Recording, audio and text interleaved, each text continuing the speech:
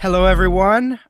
Week one is here, so you know what that means. We're reviewing kickers, the most important fantasy football position. I got my buddy Denny Carter here.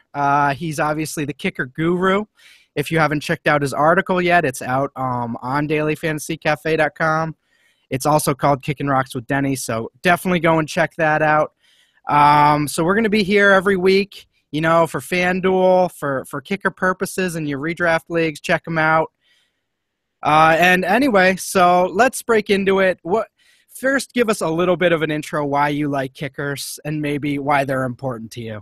Yeah, well, I kind of broke this down in the article, and I cited other really great work that's been done on kickers. I think that there's a perception out there in fantasy circles that no one is paying attention to kickers, but there are some really fantastic fantasy minds who have done very solid work on determining what we should look for in a kicker. And so that's sort of what drives me nuts about about kicker talk on fantasy Twitter. People act like it's impossible to predict which kicker will have an opportunity, and that's all we're looking for. But it's not. I mean, there are closely correlated stats that I mentioned in the article, including the offensive the kickers team's passing yardage, if he's home, if he's favored by Vegas, if he's looking toward a positive game script. So all of these things point to a kicker who will have opportunity in a game, and that's all we can ask for. And so I hope to remind people of that as we go forward here. And generally speaking, I think people refer to kickers in a very facetious tone. But like he just mentioned, there are ways to, use some predictable indicators and find some solid values here. So I guess we should just get into it here. So some pricey plays for you. I guess let's jump off with Stephen Gostkowski against the Cardinals. Obviously, the Tom Brady list. Patriots heading into Arizona for week one. What about him sort of is intriguing to you, I guess? Well, I put him on there just because he is prolific as far as fantasy kickers go. There's no denying that. We don't know how prolific he might be without Tom Brady at the helm. He rarely goes into a game. The Patriots rarely go into a game as an underdog, much less a 5.5 or 6 point underdog like they are this week against Arizona. So those factors are playing against him, and obviously he's the highest priced kicker on FanDuel and probably will be for a long time. I think Gostkowski is a fairly easy fade. There's no reason to really pay up for him, even in tournaments where you're trying to get some differentiation. I'm not about that Gostkowski life this week. Yeah, I think I'm with you there. But overall, I mean, obviously super accurate, and you're paying up for sort of his track record there for sure. Sure. I am into the opposing kicker against the Patriots, Chandler Catanzaro, Catman, as they call him. He didn't have a ton of attempts last year because the Cardinals were one of the better teams inside the red zone. But he has some factors going his way, including being a favorite at home. And he's $100 less than Gostkowski, so it's not a huge discount. But he is an interesting play. I could see him being very low owned in week one, just because the last year he just didn't have that many. He had 1.8 field goals per game, which was the 10th fewest in the league. But I do have him plugged into a couple of GPP lineups because I just think people are going to be on Gostkowski just because of, like you said, his track record. Also, I just wanted to mention, and this is something that surprised me, the research has shown that kicker accuracy is not very closely correlated with kicker fantasy points. Really? Wow. Yeah. There you go. That's quite the stat there, or quite the point.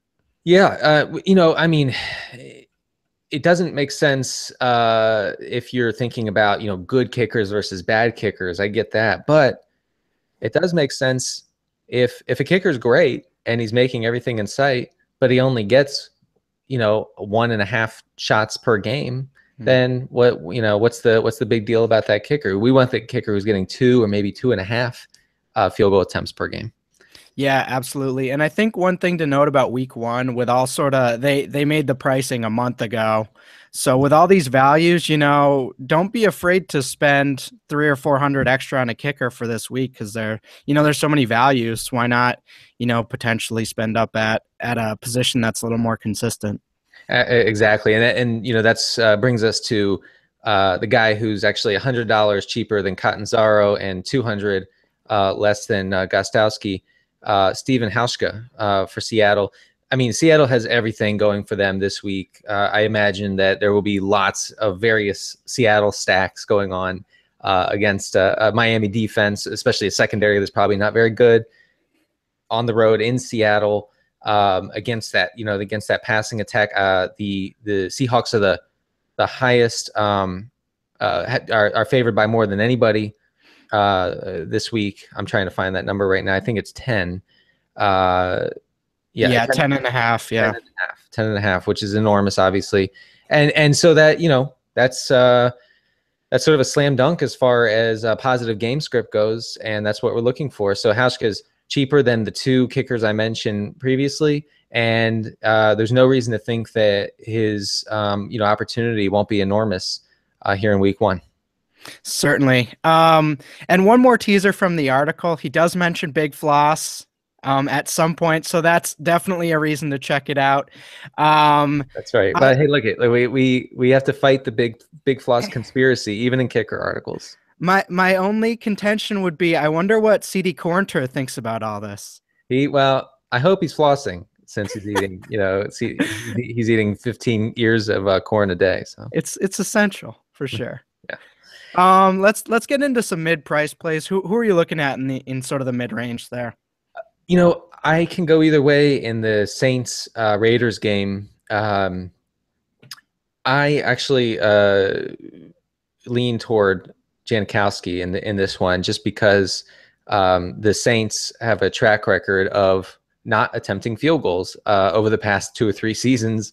That might have something to do with them not being good, and good teams don't have the luxury of kicking field goals very often because they're chasing from behind and really have to force the issue as far as scoring touchdowns goes. So I have a stat in the article that said only 4 teams attempted fewer field goals than the Saints last year, and then in 2014, only 2 teams attempted fewer field goals. So the opportunity might not be there for the Saints kicker, but Janikowski should have a really solid opportunity in this one.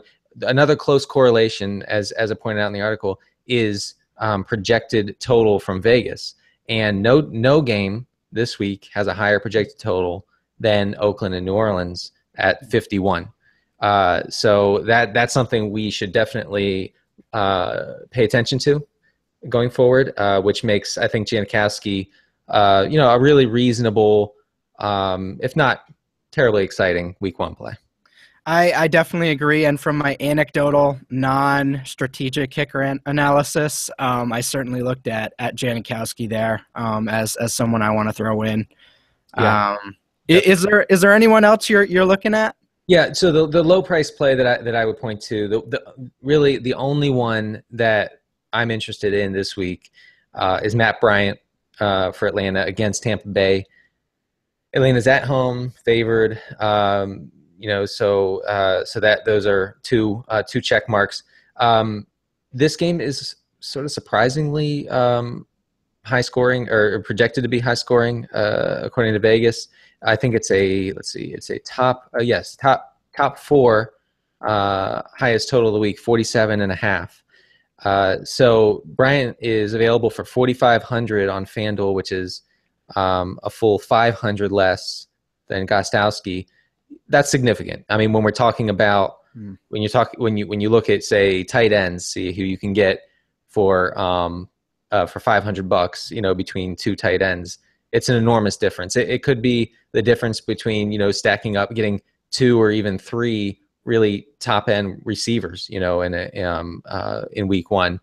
So if you're going cheap, I would go Matt Bryant. Yeah, and I think we're all trying to get, at least some shares of the Antonio Brown, Julio Jones, Odell Beckham this week. So any way to, free up more cap is certainly optimal. So Matt Bryant, definitely like that call there. Absolutely.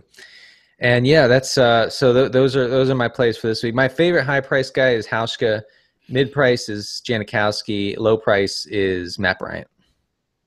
Awesome. Well, everyone thank Denny. So hopefully this works out for week one, and we will check you back at week two. Thanks for tuning in, and as always, check out Daily Fantasy Cafe for all our awesome tools and content.